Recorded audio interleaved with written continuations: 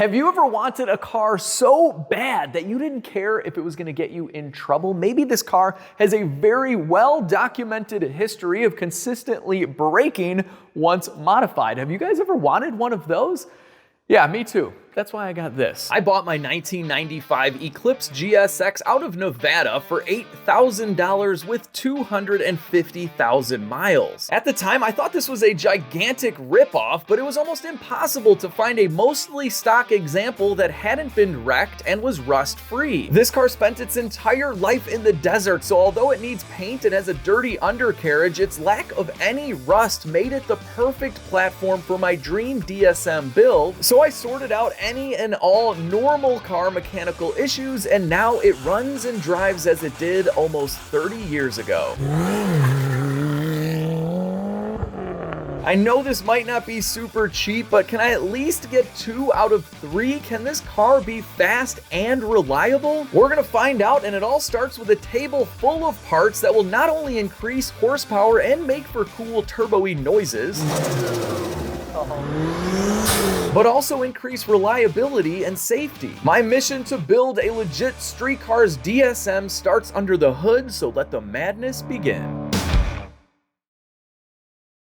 We'll go over all the parts on the table as we install them, but this is so cool. I just had a table full of parts for the Pro-Charged van, and now we have one for the Eclipse, and if you guys saw the van video, not all of them made it on there, so hopefully this table's empty after this. All right, the first thing we need to diagnose is why my 4G63T engine won't produce that much boost. So in a previous episode, I temporarily installed a boost controller, and I even rigged up the wastegate, but we couldn't get it to go much higher than stock, and we want to fix that. We want higher than stock, and I suspect that our blow-off valve is faulty.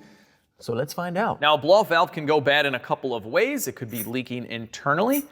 So we're just gonna pull a vacuum here on the diaphragm, and I don't think it's leaking internally. Nope, that's looking pretty good. All right, next step. If the blow-off valve's not leaking internally, it could be leaking out into atmosphere. Now this side looks a little janky. It's missing the clamp, and there's some kind of glue here. And this would definitely cause an issue, but not necessarily a low boost issue, because this is the side that blows off the air after you get off the throttle, and it recirculates it back into the intake on this type of car. So if we had a leak in this area, that would actually leak boost. And what do we have? What do we have right there? That is a crack. That could definitely cause air pressure to leak out and limit our boost. And this is a super old blow-off valve, so let's just get rid of it. We're gonna end up replacing all of this piping. It's gonna look so good, but we have to get this ugly looking factory intake out of here, and we aren't gonna be running a mass airflow sensor either, so I'll get into that.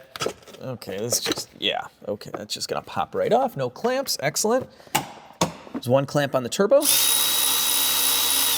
Coolant reservoir hose looks like it's going to get in our way, so let's move that. And then we have this hose that goes to the intake, and that's it. This is gone, never to be used in my car again. But that doesn't mean I'm throwing this out. I am saving all of these stock Eclipse parts, well, because they've become very rare. So if any of you guys out there watching are doing a factory restoration on a DSM and you need any of the parts that you see me take off, just send me an email at legitstreetcars@gmail.com and I'll send them to you. We gotta save the DSMs. Goodbye factory air filter. Looks like we have 310s. Do a little zippity doo-dah. Now get out of here. Oh man, is this car clean, guys? Wow. All right, let's get this little bugger out of the way. I meant to do an English accent, and it always comes out Australian, but I just recently bought a car it's in the UK. So I've been watching a lot of like British YouTube videos on this thing, and somehow I still can't get the accent down. One day. Remove yourself, bloody bolt. Pretty good. Oh, we got a sneaky one right here. Oh, I'm surprised this tab's not broken. It looks like you can just rip it off, and there's one more. There's always one more hiding from you. There you go. All right, look at this little baby tube. That little tube connects to our baby intercooler, which we're replacing. And we're replacing this entire elbow here. So 2 bolts and 2 nuts to remove. One last bolt holding the tube in. Okay, that's That's a good sound. This whole thing should come out now. Oh, get off the intercooler. Ow, ow, that hurt. Hey, my gloves ripped, weird. Okay, no time for pain. We must remove this restrictive air intake. Oh man, my hand hurts. Okay. All right, there it is. Look at this little snorkely looking thing. Another factory part that we will be saving. But first, let's test this blow-off valve. It's not gonna make that noise yet, but it will after we install this guy. We can adjust it for more. What? What are you looking at? There's nothing on my face. You can even see that the rubber seal is blowing out, so the blow-off valve itself might not be bad, but it's not sealing, that's for sure. All right, you know I gotta physically watch this thing leak, right? That's how we fully diagnose this. So I've built a little contraption here. This is a tire valve stem and some stuff from Home Depot, adapted down to fit our tube, and with a can of liquid electrical tape to block it off. It's normal. Now, if you're testing a blow-off valve, it's very important that you actually get a gauge on here because this is meant to open at a certain PSI. So we're gonna start with very, very little. Okay, so we're at like 3 or 4 PSI and this thing is leaking already. I'm trying to keep it steady. Yeah, this is completely leaking out at like 3 or 4 PSI. That is definitely not normal. So the spring in here is most likely weak and it's letting all of our boost pressure just go to the atmosphere. Who does it think it is? You guys wanna see what happens if we give it a bunch of PSI? Okay, so it maxes out at like 90. All right, a little uneventful there. It just kind of basically does the same thing. It leaks, but I can feel that it's also leaking around this seal as well. Yeah, this thing is just in rough shape. But you wanna know what's not in rough shape? The bones of this car. Look at this. The strut towers would always rust out on these, and this is original, absolutely no rust. The car was also mechanically maintained very well because it does have 250,000 miles on it. But you wanna know what else is maintained very well? Not my ripped glove, but my lawn. And that's because I use Sunday. And guys, take a look at my beautiful lawn. I cut this like 4 days ago and it's coming in thick. And using these nutrient packs is so easy. Just hook up your garden hose, open the valve, and that's it. You're feeding your lawn with the good stuff. 0 pesticides and ingredients that you can pronounce like nitrogen, soy protein, and molasses. I live in Chicago, so our grass dies and turns yellow in the winter. So here's what it looked like during my first Sunday application of the year after the snow melted. Here's what it looked like after my second application a month later, looking better. And here's my lawn now. And because it comes in so strong, it's difficult for weeds to grow. Sunday plans are custom tailored for your needs. To get started, just click the link below, type in your address, and Sunday uses your geographical location to build a plan specific to the soil in your area. They even send you a soil sample kit to mail back in to really fine-tune the nutrients. They ship right to your door for free. Best part is, if you guys click on my link down below or go to getsunday.com/legit and use coupon code LEGIT50, you're gonna get 50% off your first lawn subscription box. This is like the best deal I've ever heard of from Sunday, so definitely take advantage. Click on that link down below. Let's get back to some DSM. Okay, intake tube is going in the box, but I will be taking my testing tools back. I made this part like 15 years ago, chasing boost leaks on my Turbo TA. It served me well. All right, we're gonna start by installing the first piece to this puzzle, and that is a new intake elbow. And I got the intake air temperature sensor bung welded in by my guys at Fluid Motor Union. They did an excellent job. That looks great. It'll hold. Yeah, definitely. I'm not touching that. Sucker's hot. We have relocated the intake air temperature sensor, and with this installed, we won't see it. I just want to see nice looking intake tubes, not that. All right, so we're using a factory metal gasket, and all we need to do is reinstall our bolts and lock washers and nuts, and then tighten everything up. Now this is aluminum, so I'm being pretty gentle. And we'll do our final tighten by hand. Doesn't need a lot of torque. First part is on and looking good. I might go satin black on all of the intake tubing. I'm not really sure yet. And I'm thinking if I keep this aftermarket exhaust manifold of getting it ceramic coated in a black as well. So just kind of going for a really clean look. Black valve covers possibly. Nothing too showy under the hood. I just want it to work really well. All right, you know what? Before we rip the front bumper off for the gigantic intercooler, let's get in this interior and install our gauges. Don't mind my dirty carpet, but next we need to find a reliable power source for the gauges. So let's find that. There were 2 other bolts hiding under some covers, so it should come out now. Yeah, there we go. What in the world is going on under here? What kind of 1990s stuff is this? Whoa.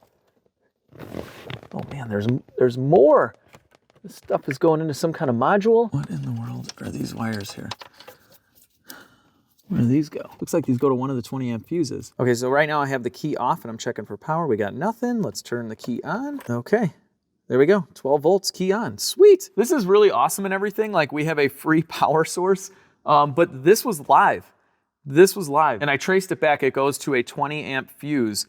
So that's plenty for what we need. Both the gauges pull like 1 or 2 amps at the most, but yeah, this was live. That wasn't good. So we're fixing a major issue right now. Okay, so I've decided to run the power over to the passenger side because that'll get me closer to a grommet hole in the firewall because we need to run some things through the firewall, including this connector for the wideband sensor. Just pull that through. This nice little grommet is all the way down there, so we'll be able to hide a lot of this wiring. Okay, then we need to pull through the 2 wires that are going to connect to the boost solenoid. And the last thing that needs to come through the firewall is a vacuum line that goes to the boost gauge. We're going to start wiring this in, so let's strip this power wire. These are the best strippers ever from Sonic Tools. Love these. So here's our power wire, and then I've combined both the power wires for both gauges into one, since they only draw a few amps. And we'll twist these guys together. You always want to heat up the bottom of the wire and then melt the solder in. You don't need a lot. That's it. Then we're going to use my little creme brulee torch, heat up our shrink wrap, and we're good. And then there's nothing wrong with adding a little bit of nice, good quality 3M tape. And we'll just wrap up this entire thing. All right. Very nice. Good news is I've finished up all of the wiring inside of the car, so there is my ground, and everything is nicely tucked away in a corrugated tube. Bad news is I sliced my finger pretty good. So while my platelets coagulate in my blood to stop the bleeding, let's move on under the hood. God, this car is beating me up. And finish some stuff up, finish the wiring without getting hurt. If you guys have been watching the channel for a while, you know how much I love these AEM gauges. So we're gonna be using a True Boost gauge. So this is a gauge and a controller, and also their wideband gauge setup. The AEM stuff is just so easy to install and reliable. I like it. It looks good too. Oh, let's see these things light up. Ooh, that's gonna look so good in the cluster. The turbo timer keeps everything on. Wait for it, wait for it. Bam. I've set up all the fittings on the boost solenoid, and I like to drill minimal holes in my cars. So for something this light, I use these little command strips. So all we got to do here is trim it down, and then we'll peel the tape off like that. And then we'll just attach it here to the frame. And these things are very strong. This isn't going anywhere. And I need a Band-Aid. I don't have any Band-Aids. I should probably go buy some. So a little piece of toilet paper wrapped around, and then you just put your hand in a glove, and it's gone. It's like nothing ever happened. I'm not a medical professional. All right, it's wideband O2 sensor time. And yes, I have quick jacks and multiple lifts, but why use those when you can just, why isn't this threading now? Ow, oh, this car is killing me. Yeah, I know safety glasses, but you don't think an electrical connector is gonna just poke your eyeball out. That's probably why you need safety glasses, because you don't know what's gonna happen. Okay. Safety first, people. Here we go, O2 sensor time. Now it's threading, great. 22 millimeter. Clickety click. I can still see. Hey. Okay, so how many injuries is that in this video so far? I don't know, 2 or 3? Ow.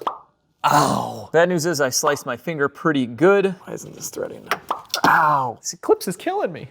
Okay, there's our wideband O2 connection. With all of the wiring done, I can install this. So this is a bezel around the factory cluster, and it's shaped specifically for this vehicle. And then you can see here, it houses 2 gauges. So they'll be right within view while you're driving. I think this is gonna look really clean. I have basically the same thing on the Turbo Trans Am. So this is molded into the factory bezel as well. It just looks good. I mean, the taking apart interior on the T8 doesn't look good, but that part does. Well, I just touched the turbo timer for the first time and the buttons just all fell out. Might be time for a new one of these. Is this thing screwed on? Well, the cluster's missing its screws.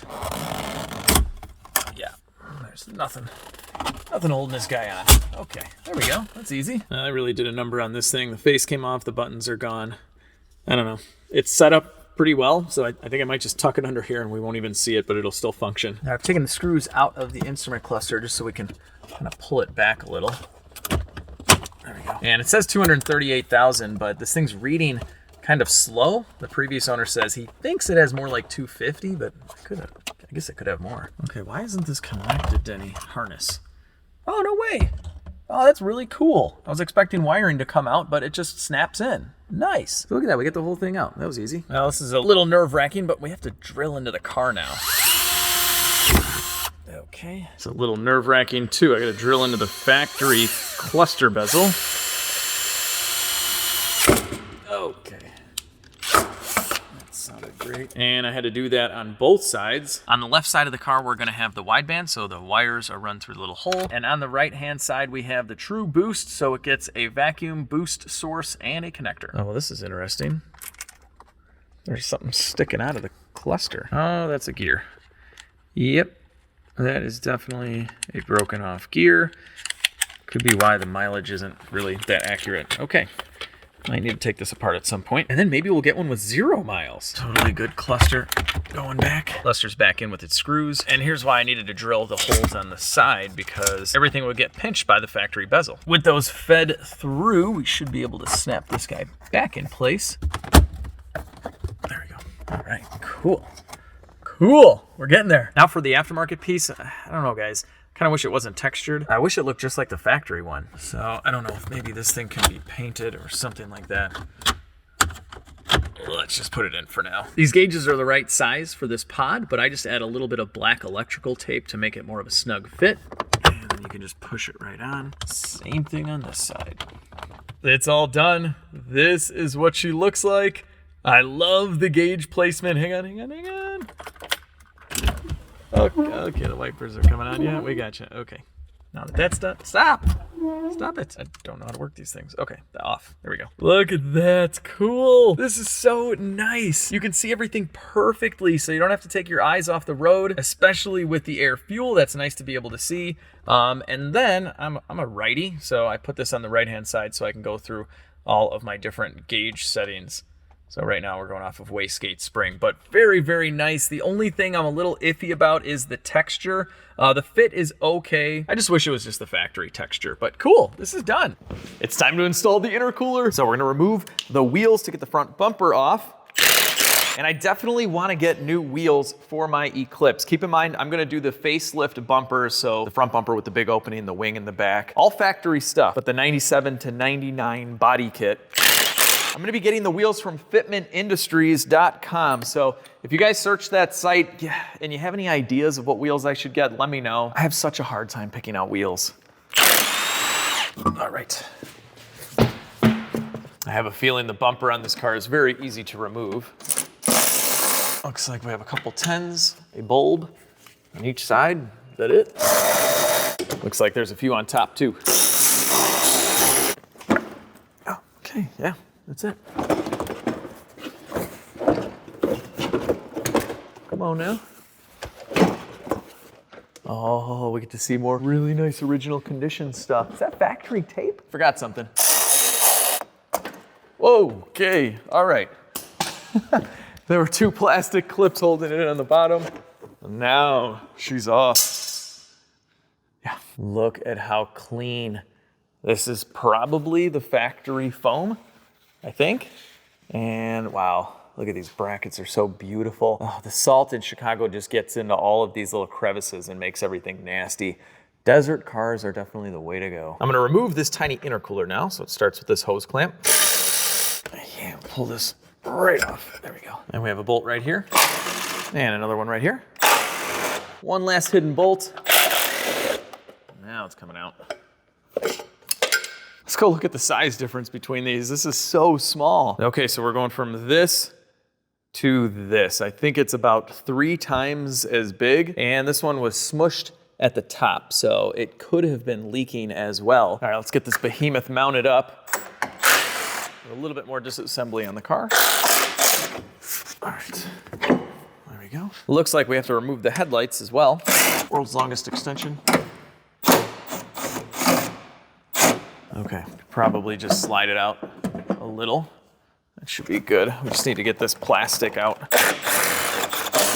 All right, oh, okay, this one just wants to come out. Cool, I'm down with that. There we go. Oh, more. Okay, all right, I've already taken out all of the clips. Let's see, will this come out? Nah, we gotta take this guy out too.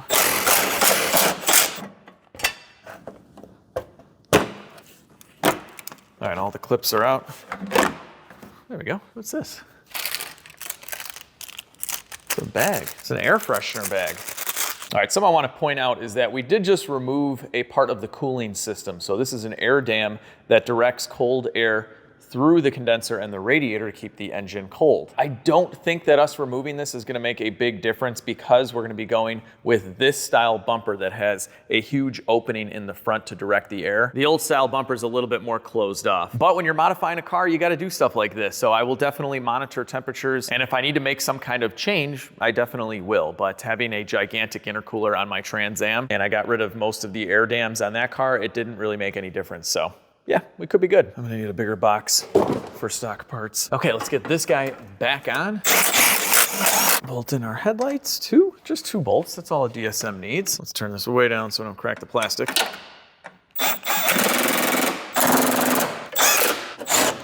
All right, intercooler time. So this is a cool piece. It mounts using all of the factory hardware. So the brackets and factory bolts. I really like that. And there's a little adjustment here, so we'll leave it loose for now. Intercooler time, intercooler time.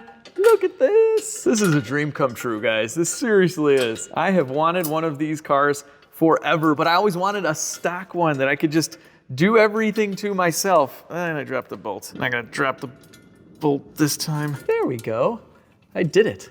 So many of these DSMs are already modified and they're ratted out and just built poorly. I don't want that. I want a nice one. I'm gonna build it myself. There's a bottom bracket, so this is kind of loose right now, but I'm gonna leave it as is. We're gonna set up all the piping first. And I am hoping that this new piece here that connects to the turbo will give me room to install the second factory fan. This is how it's been since I bought it, but the fan is in the trunk and it was removed because this pipe gets in the way. So the air conditioning on this car does work, but only on the highway because it's missing one of its fans. Oh, well, this is a fun place to try and remove a bolt from. Okay. Yeah, oh, this is just absolutely horrible. Okay, well, I'm gonna spend, oh, there we go. I'm gonna spend about 10 minutes on this one bolt now. You can only get it out so much and then it hits the pipe, so we have to loosen up this side. Okay, now, there we go. All right, that wasn't horrible. Our metal gasket, that bolt is stuck in there. I don't even know how. Oh, there we go, got it. Okay, now we should be able to take out this big chunk all together.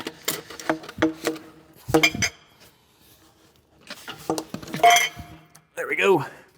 Goodbye. And to the pile you go. I think that's it. Yeah, we've taken everything off. Cool. New gasket going in. New pipe going in. Ooh, is this gonna clear? Oh yeah. It's not gonna run into the other fan. I get to add another fan in there. Oh, wait a minute. Can we actually get to the, yes, we can. I can get a socket on that. This is the best intercooler pipe ever. There's the small things in life. Oh, look at that intercooler pipe. Wrong sides on that one. Look at now, this side's a problem. My socket won't fit on it. It's hitting the pipe. All right, so we use the wrench on this side now. Excellent. Yeah, it's a little messy. I gotta do something with the battery. This is a blow-up mattress. Okay. There it is. There's that fan. Oh, let's see. Oh. That definitely looks like it lines up. So weird, I've never seen a plastic and a metal fan on the same car. I think they might have zip tied the connector out of the way. Let's unzip tie it. Oh. We got 2 fans. Look, I'm 38 years old, so I don't really use this term, but this is sick. Look at this. We have 2 fans. We have a gigantic intercooler. Oh my gosh. This is such a cool car. If I'm too old to use sick, what does a 38-year-old use to really describe something they really like? Is it swell? No, I don't think anyone's alive that still uses swell. I'm a child of the 80s and 90s. It's totally tubular, bro. You know, I gotta say, swell, it needs to make a comeback. This is swell. It's well, and what does the S stand for in swell? Super? Is it super? Is that what they did in the 1950s? They just combined well and super? It's a good idea. Good job, 1950s. That's swell. Okay, I think I have all of this piping laid out the way it's supposed to go.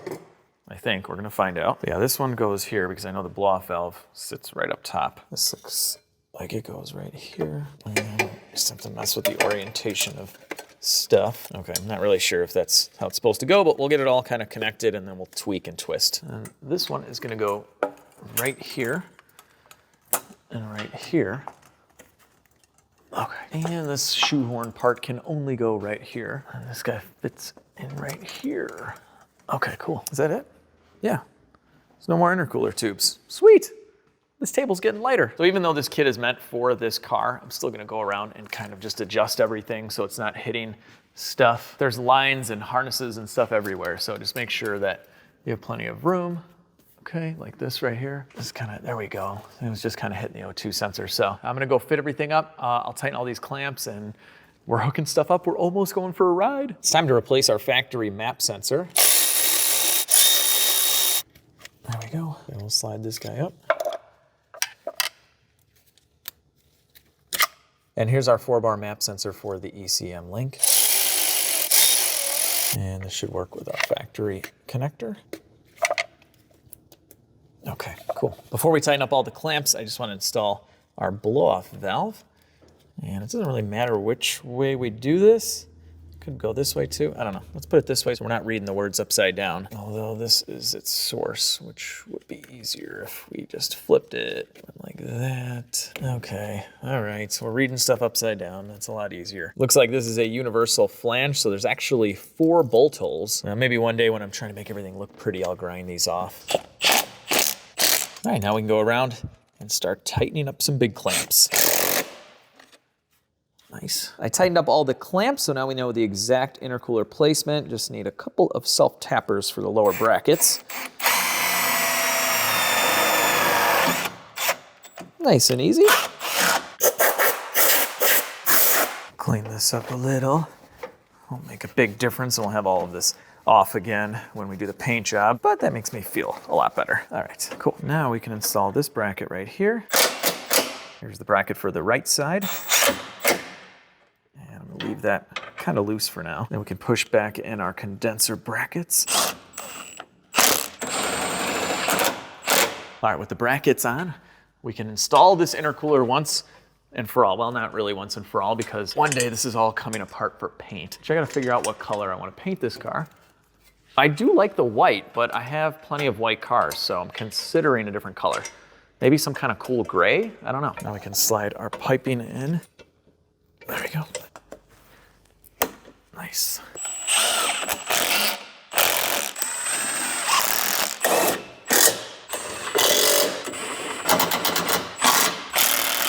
They didn't give me long enough bolts and the spacer was threaded, so I drilled this out and used a stud. So that's screwed into there with a nut. And this intercooler ain't going nowhere. It's solid as a rock. I'm almost positive that this intercooler is designed for the facelift bumper.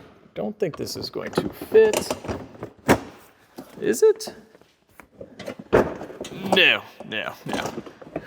Not even close. Although I bet if I cut all of this out, it would fit, but I'm definitely not gonna waste my time. I just gotta go find a facelift bumper now. So we get to drive around like a real race car. Next, we have a new engine computer. So this is from ECM Link, and basically they take this thing apart and put their boards in it. And now this makes it a very easy to tune modern computer. So there's a program you put on your laptop. It's kind of like using an HP tuners or really any other tuning device. And now we can make custom calibrations. So I'm gonna get way more in depth with this in the next video. And I might even have some of the best DSM tuners around come to the shop and help me out. But right now ECM Link has programmed this for a 4-bar map sensor and also a MAF delete, so speed density. And we have to install a harness now. Right now we're just gonna remove all the connectors to the factory computer and swap in our new one. All right, here we go, the new brains. So we're just gonna take the mass airflow sensor plug, connect it to this. Some of these connectors we're not gonna use, but we need this one to plug into the intake air temperature sensor, which is down here now because the intake air temp sensor is part of the mass airflow sensor from the factory. So now the engine's computer will just get that part of the signal that it used to get from this big harness. We're ready for the cold air intake now, so I've connected all of our vacuum lines. So one from the wastegate is going to the True Boost solenoid, and then I added a T in for our fuel pressure regulator. It's getting its source from there. And we have another T in here for the gauge. So everything is all set up, and just make sure to follow the instructions for the boost solenoid, depending on if you have an external wastegate, or in our case, this style wastegate on the Eclipse. So we still have the factory one, so it's connected like that. We're ready for a black shiny tube. All right, this should only go on one way.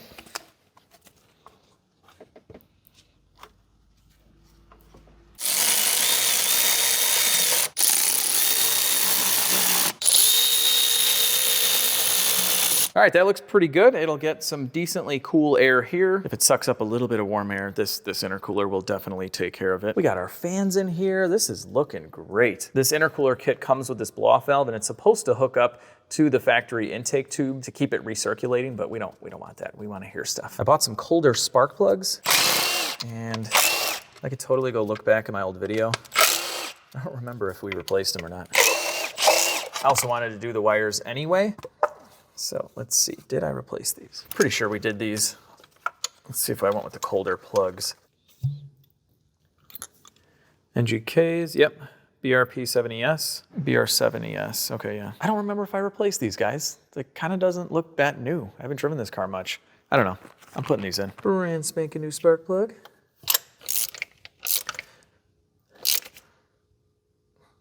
Click. Oh, well, that came out pretty easy. Not that it makes a huge difference, but these are thicker. And I don't know if these are even gonna fit. That's that, but is it gonna fit in the factory little loom thing? And it's really tight. These can't be the right ones. No. All right, we're returning these guys. Sorry. Not the right length, I want that factory look. Spark plugs are done, everything is connected, and this right here is a fresh air intake for the PCV system. It normally hooks up to the factory intake tube, but that can be left open to atmosphere, and I will be getting a catch can, so that will be used. Anyway, first start with everything connected. Let's see what it sounds like.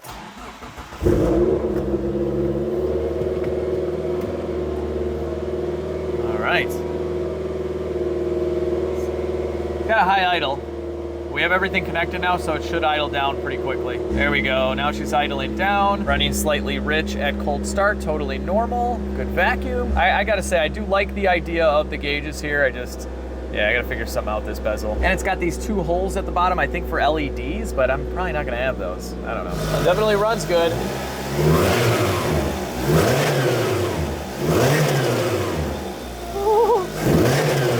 Yes! Oh, and that's barely producing any boost right now because we're not under load. All right, that's the turbo flutter right there. We haven't even gotten into blow-off action yet. Oh yeah, she's idled down now, running good. Oh man. Yes.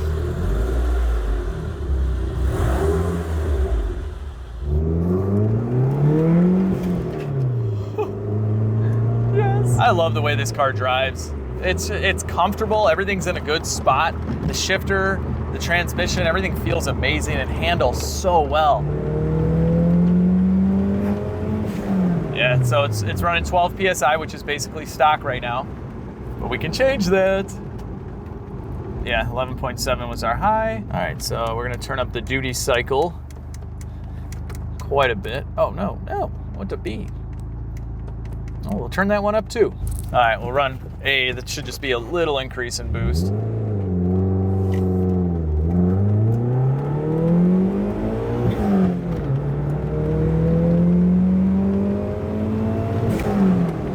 that's pretty much stock. Sometimes you really gotta up the duty cycle on these. All right, now we're in B.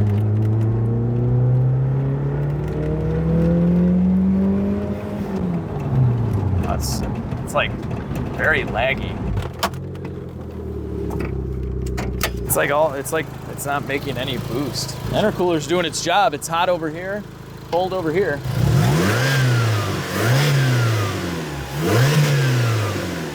Oh, that'll do it. That'll do it right there. Our wastegate rod came off. Okay. Oh, this is hot. Hot, hot, hot. Get in there, dude. Ow. I mean, I've already been injured a few times. Might as well get burned, right? My hand is so hot right now. I just need you to click in. Oh, there we go. Got it. I don't know if that's gonna stay. It used to have a little cotter pin on there. I don't know. Ow. Ah. Legit Street Cars merch. It doesn't just look good, all right? It helps you not get burned. Now that the wastegate's not stuck open, let's see what happens. There we go. There's my Eclipse.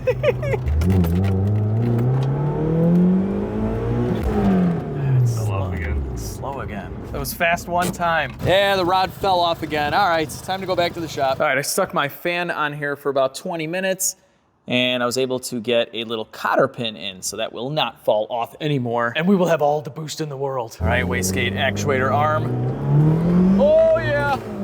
Oh, 11.5. Air fuel was 11.5, that's good. And we got up to, let me check the true boost. High is 14. That was on setting A.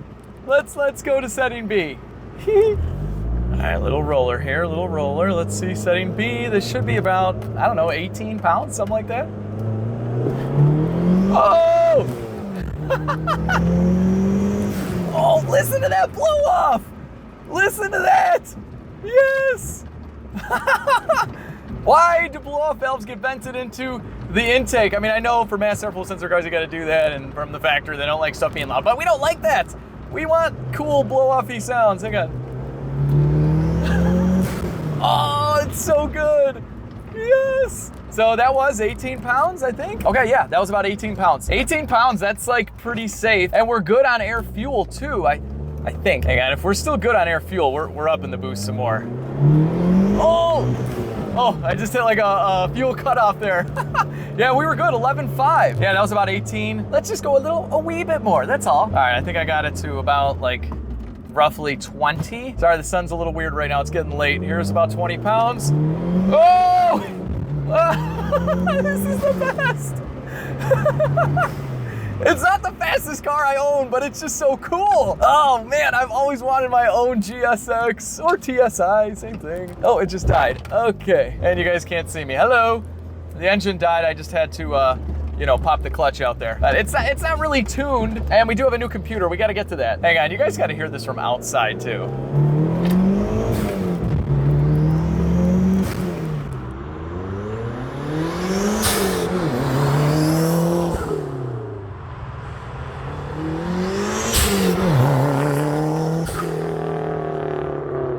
I'm gonna show you guys how quick the boost kicks in. Watch this. Woo! Oh, and here's the second gear. It gets up there. It spools quick. Whoever thought some basic bolt-ons bring such a smile to a guy's face. Oh, that's beautiful. That's beautiful. And I've always been a big V8 type of guy. I'm not really into like Hondas and stuff like that, but I've always had a thing for these DSMs. I'll admit, part of it was getting beat by them when I maybe used to race on the street with my Trans Am when I was younger. Maybe. That wasn't me. It was the guy that looked like me. But if it was me, these DSMs would always kill me and I would smoke the tires off the line and they were just gone every time. I was jealous. But now I have my own. And it makes cool noises. All right, so I'd said in the last GSX video that we brought the car back to stage 0. We basically just fixed everything that it needed, and that this would kind of be a stage 1. And I think we've accomplished that. We're running 20 pounds of boost on a stock turbo, although this turbo is off of a first gen Eclipse, which is a larger turbo, so it's not really for this car, but it is a stock turbo. The engine just died. It does that sometimes. That's new. But anyway, we're running 20 PSI. We have an awesome intercooler that's gonna support us for a lot more boost than we're giving it right now. It's gonna give us that dense cold air that we need. The blow-off valve sounds cool. We have colder spark plugs as well. Now we can monitor air, fuel, and change the boost with a button in the car. So we're all set there, except I wanna paint that little bezel And in the next video, I think we're gonna have to get into a fuel system because we are gonna be putting a larger turbo on this Eclipse. And then we'll get into tuning as well now that we have the ECU link hooked up and we can tune with a laptop. I know it doesn't look like much right now, but this Eclipse is going to transform. I'm gonna keep this car forever. I'm really excited about making it my own. Can we just take a look at these plates one more time? Antique plates on an Eclipse. It's about 6 o'clock at night. The sun is still out. It is springtime in Chicago. This thing runs and drives like an absolute monster. I'm gonna go pick up my Grand National from the alignment shop. So it's just overall, it's an awesome, awesome day. So I'm always curious to hear about what you guys are working on right now. So comment down below, what is your current project car, or maybe you're just making a normal repair. So with that, the video's done. Although I don't want it to be done, I kind of want to just hang out with you guys forever. Oh, and speaking of that, June 24th, 2023 in Gilberts, Illinois at Cannonball Garage, I'm doing a big subscriber meetup. We're going to raise a bunch of money and collect a bunch of food for a food pantry, and I'd love to come hang out with you guys, so I'll drop the details down below. And with that, give this video a big thumbs up if you haven't already, share the video with your friends, subscribe if you haven't already, but most importantly, have a fantastic day. I'll catch all of you in the next video.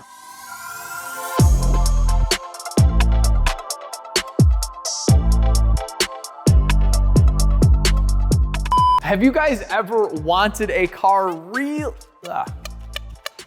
That's a nice noise. That's why I got this. All right, let's keep this going. Let's see if I can do this 400 times. Okay. All right, Max, this is called B-roll. I don't know what B-roll really means. What does the B stand for in B-roll? You ever wonder? I wonder. Let's do this. Let's go in like this. That's a good angle. Get out of here, bloody. You guys want to see if, you guys want to see what happens? You guys want to see what happens if, you guys want to see if, because who really wants, I just want to see shiny. I see this was causing some flashes. Look at these flashy flashes that the camera doesn't like. We can't have that. Get out of here. Ooh, does that cause flashes? No flashes. Ooh, that's excellent. Oh. All right, don't mind the dirty carpet, but what in the world? And I need a. And on the right side, we have the True Boost, so we had to get, and on the right side, and on the right side, we're running the True Boost, and on the right side, we're running the True Boost controller, so we have a vacuum, and on the right-hand side, and on the right, and on the right, and on the right. Don't need garbage on my floor. Oh, the headlight came out. I'm gonna have all the clamps face the same way. It's weird, and I like clamps facing the same direction. Just in one direction. It's a band, right? Is that Harry Styles is from that? Okay. You know, you listen to One Direction. Take 50. All right, this should only go on one way. And take 51. Oh my gosh. This is the easiest part of the entire job. Come on now, Alex, you can do it.